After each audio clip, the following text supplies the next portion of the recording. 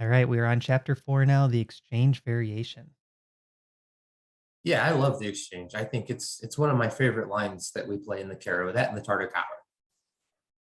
Yeah, I think I'm learning to like the Tartakower more and more, but I've always loved the exchange because we have this option to play for f6, e5, which we'll talk about a little bit coming up. But the first thing I want to note is this queen c7 move. We talk about it in the course.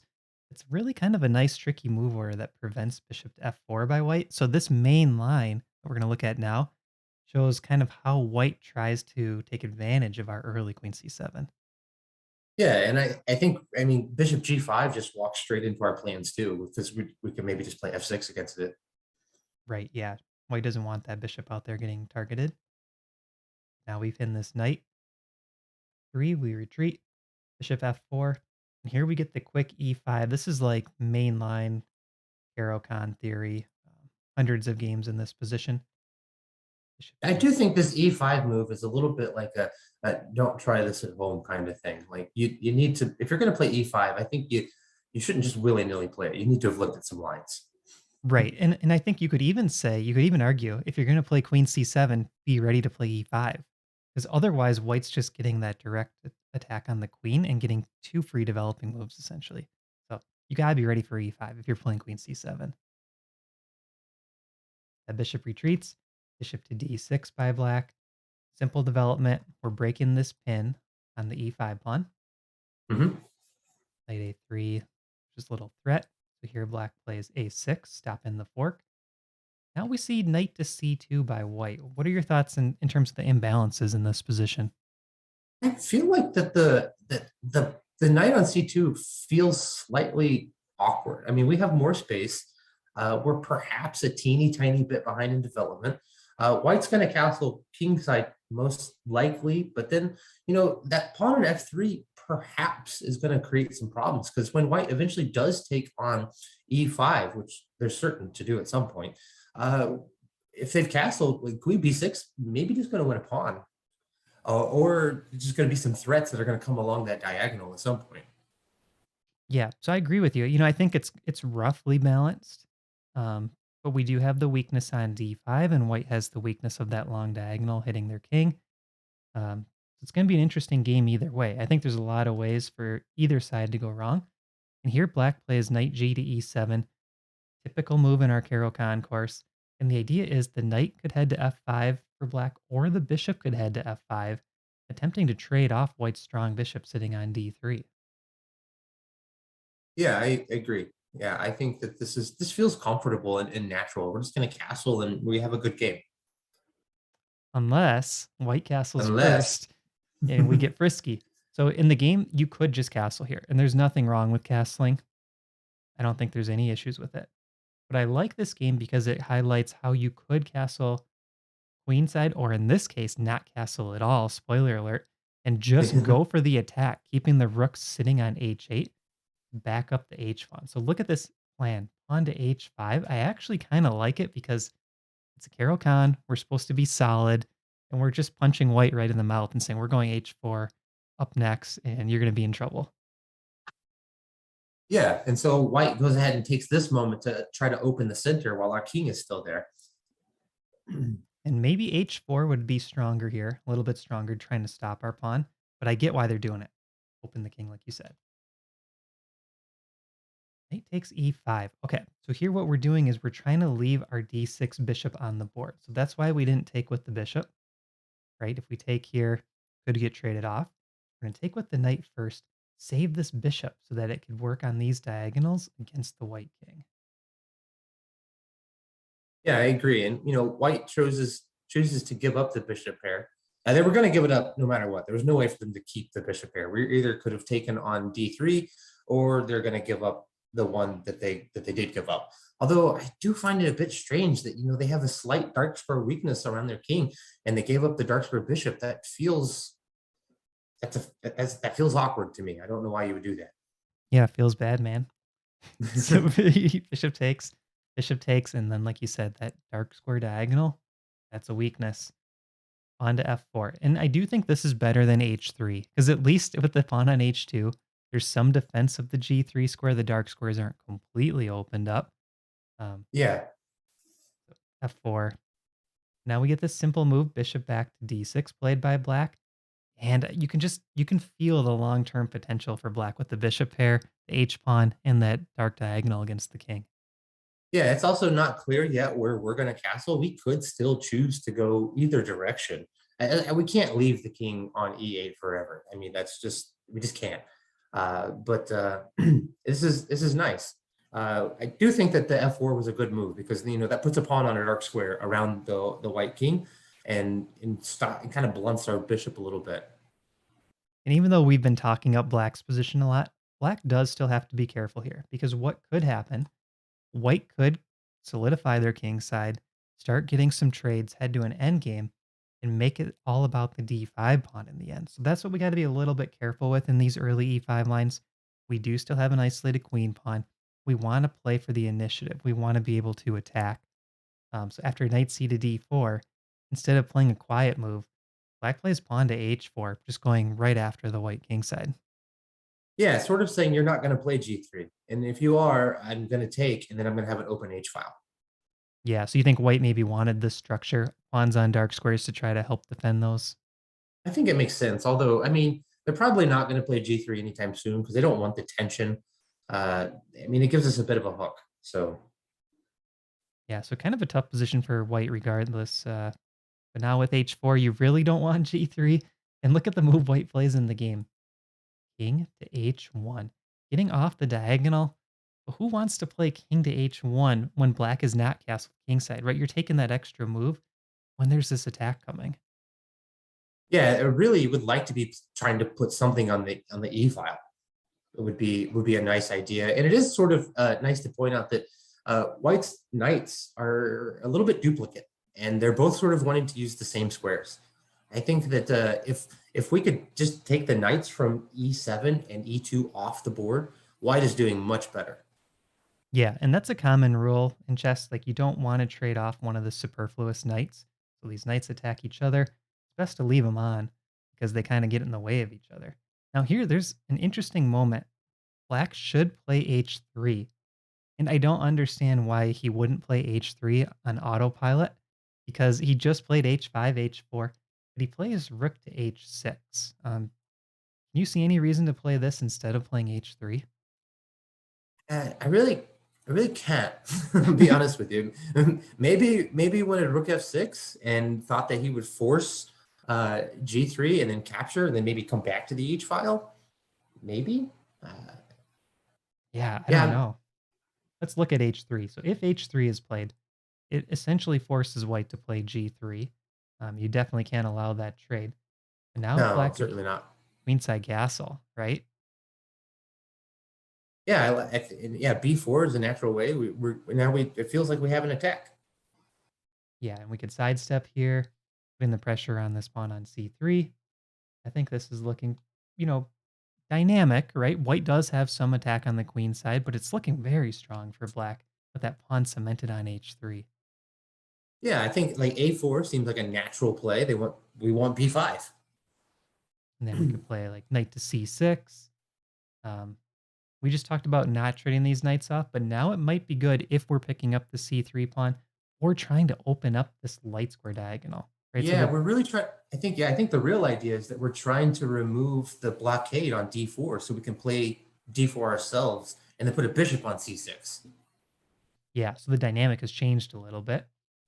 Let's say queen to d2. We could trade once on d4, rook to c8, and again we kind of see this theme of playing for the initiative, keep creating threats. We got the c3 weakness and the king weakness for white. Okay, rook c1, bishop to e7, and that bishop could start to reroute. Everything's closed up. We're looking at a 2.5 point stockfish advantage. This square is opened again for the bishop. I think long term, White's got to like constantly watch these checks around the king and maybe even checkmate threats. Yeah, and I think that this pawn on G3 is a nice in-game asset as well. If we do manage to trade off the pieces, and you envision a rook in game where White is trying to play against our D pawn, if we are able to get a rook to the second rank, we're just it's one, two, three, four moves to a queen, and that can happen quite fast. Yeah. So I think H3, probably stronger for black than what was played in the game, but it was a little bit double-edged. So maybe I was a little harsh on black. He might not have wanted to commit the king over to the queen side so quickly. But let's see what happens. Rook to h6. And here white should play h3. Shut this down. That was the strongest move. But he chose pawn to b4. And I think this is logical because he probably thought that black was going to castle queenside. Yeah, you just assume. Like, where else are they going to And I think white go? could still or black could castle queenside, but he plays king f8. Definitely a stronger move, and it opens up the open file for the rook. Like that's so cool. You just play king f8 to open the file up. And if you think about it, king f8, like, you're basically castle. It just, you got to leave your rook on the h file, which you kind of want. And Yeah, king f8 looks, to me, it looks safer than putting it on c8. maybe even safer than g8. Who knows? Yeah, Maybe we play g5 later or something. yeah, yeah. So white plays queen to d2. We see rook to e8 by black, and now white gets aggressive. And this is something that I see all the time, JD. Players make their own weaknesses, right? Like in this position, white should not play f5 because it opens up this diagonal and it helps the black attack. I say, maybe they forgot why they played f4 in the first place. Yeah, to stop to cover the dark squares. That's exactly right. So white creates their own weakness here. Now, what's the way that black can take advantage of this? I like this move. Well, I think that probably we were going to make this move regardless of f5, and it's knight to g8. If because going back with the pawn on f4, uh, we don't want to go to going to g3 is not really getting us anywhere because we're too restricted. And so that pawn, and we went to e7 in the first place because the pawn on e3 restricted us from when we were on f6. But now that that pawn has come forward, we're just going to reroute the knight back to f6, and we have options of going to g4. We have options of going to e4. Like, the knight's going to be looking great there. Yeah, that's so cool how we just kind of base the knight's route on what that f pawn does, and it can never move backwards. So that f pawn is now out of options. It advances again. It's just getting captured. Yeah, the pawn, if it could go back to f3, I think it would. Yeah, I think you're right. I think you're 100% right. So knight f4 by white. Now we see knight to f6. Rook a to c1. This is probably trying to free up the queen to move. So taking the moment to guard c3. Also, it can envision that white wants to play c4. That's a good point as well. Trying to get some counterplay against our king. Yeah, or just trying to, like, yeah, I think just trying to get some play, period. Yeah. Oh, that looks like probably more of the reason than moving the queen even. And then black tries to shut that down on the very next move, on to b5, just cementing the c3 pawn there. Yeah, which also makes that rook look kind of silly on c8. Like, what's it doing? It's just defending a pawn, which is not really its favorite idea. Yeah. So why is white playing a3? Do you understand this move? Um, a3, nope, I sure don't. Maybe it's uh, maybe white thought it was a high class waiting move. Oh, I see. Maybe. Okay. The next move by white is bishop to b1. So I'm cheating a little bit by looking at that. Maybe white wanted bishop to a2, targeting the isolated pawn. Oh, that makes sense. Yeah, yeah, okay. Trying to be a little bit tricky with a3. King g8 played in the game, completed the castling position. The king got to g8, but we have an Hmm. improvement with that f8 rook sitting on h6 instead, where it's supporting the h pawn and supporting the attack a little bit better. Hmm. Bishop to b1. Now bishop to c8. Black also reroutes the bishop, and here white seems to have changed his mind. He's not going with bishop to a2, and he puts the bishop right back to d3. I'm certain that when white played bishop back to d3, they were frustrated. Maybe it's like a draw offer. You want to put your bishop back on d7? No, I don't. I want my bishop to go to b7, and I want to somehow make this knight on d4 move so I can play d4 myself. And then I'm going to play g3, and then I'm going to make you regret your king h1 move. Yeah. And one kind of cool middle game concept I think that this course has been teaching me as we've gone through these games is this idea of putting the bishop on b7 blocked by your own pawn. And not only the idea of advancing your pawn, but this like using an outpost to allow it to be captured and then moving the pawn that way and then advancing it. Like that's something that I never really appreciated so much until going through these games. Yeah, I think that is quite a strong idea, and one that perhaps we're going to see in this game. I like the teasers. H3 by white, rook to E5, guards the D5 pawn, attacks the F5 pawn. The queen's ready to swing to D7. And again, like we've seen in some of these other Caro games, black is just doing a very good job putting all their pieces on the most active squares and trying to create constant tough questions for white. Yeah, and the idea of defending the pawn with the rook is that we do want to play this knight e4. And White if we play. play knight e4, then knight g3 becomes a real thing. Oh yeah, that looks really nice. White cannot allow that. Okay, so white plays rook to f2, but I do want to show us a cool tactic here. What happens if white plays knight to f3? Well, so actually, I somehow managed to see this kind of quickly, but like we have a discovery against this knight, and then also we have a skewer against this rook. And if you start putting all that together, we can just capture a pawn, and then okay, fine, you take it. Well, now, so even if we don't have the skewer, we just want a pawn and a knight for an exchange. That's great. But now we're going to pick up the exchange back, and we are just going to be setting up a clean pawn. Yeah, interestingly enough, knight e4 is still a big advantage for black, even though it's not as strong as taking the rook. But, I mean, these bishops are so dominant for black. Yeah, especially once we take on c1.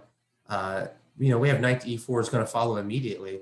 Um, but knight to d4 is not a move that white can even play, trying to reestablish the blockade. Because so I mean, we have rook to f6, it looks like, and then we have ideas of just maybe playing g3, and knight to f2 becomes a real problem even. Or even this looks great too. Yeah, I like even this simple queen to f4, just posting her up there. Now we have threats of knight g3 check, rook f6. And it's just going to be one of those positions where it's really tough for white to hang on. It's an 8 point stockfish advantage already, which means essentially it's winning with best play for black already. I mean, I think if you're +8, you don't even necessarily need to have best play to win. Yeah, that's true. You can make a few mistakes. So rook f2 was played in the game. We just looked at that knight f3 line, which I thought was interesting, that tactic. Rook f2 was played. And now we see queen to e7 by black. And after rook c to f1, black drops the bishop back, preparing to put the queen on d6, hitting the h2 square, and knight e4 is still coming up. Yeah, I like this little maneuver. We see this in a couple different lines in the various chess goals courses, where we do this little queen bishop triangulation to reposition to lead with the queen. So now white goes for trades, and black's not having it. Knight e4. If you want to trade, you can take that knight off. And actually, it's the best move because you just can't allow knight g3 and the queen's being attacked. Yeah, it's forced, absolutely forced. But now the bishop on b7 is like, ah. Like Yes. we got one extra square, and now white has to maintain the blockade on e3. But that's not going to last forever. And white has to maintain that blockade with a queen. Like you're tying down a full queen with just having the bishop on b7. Yeah, and you're not going to get to keep it even, because now we're threatening to win a pawn now already. And I don't think white can really save this pawn.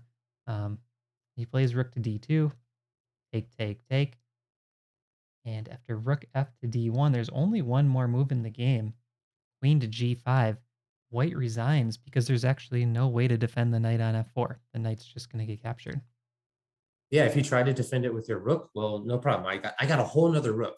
And now, see, I told you, wait, go back and check the recording. You asked me, why did he play this rook to h6 idea? And I said he wants rook f6. He Yeah, clearly saw this position whenever he played rook h6. yeah, you're exactly right. Rook h6 right here. Rook f6 came later. Yeah, it was 17 moves later. He saw that position and knew that this was going to be his idea. So, um, Let's talk about the key takeaways from this game. I think the first one was kind of being okay with this whole H pawn, rook H6, king F8, right? Just realizing like, hey, I don't need to castle in this game. Yeah, I think that's the big idea is this not castling queenside, I think is a cool idea. Even though we looked at some lines where castling queenside was quite good, I think that was, I think that this idea, it just feels a lot safer to have the king on f8. And then later, when we looked at some ideas of trying to force that, trying to get we couldn't get the knight away from d4, so we just moved the focal point by putting the knight on e4. And that it just made the d4 square irrelevant because then it became about the e3 square, which was not as easy to hold down as d4 was. Yeah, I think those are the two big takeaways. Really smooth game by Black. I like this one a lot. Comes out of the Caro Exchange, and oftentimes the Caro Exchange is thought of as a dry opening. But we're not going for the minority attack, which I think can be drier. We're going for that e5 central break and getting that dynamic play. Don't knock the minority attack. I have played a lot of games of minority Me attack, too. and Me too. I still love it. And you know, when I get confused and I'm not sure what to do, I know that I can always fall back on I'm biased. I think I've lost a lot of rating points in those lines from the Black side. that. All right, so that's Fair game enough. one of the chapter 4 exchange variation. We'll see you guys in the next game.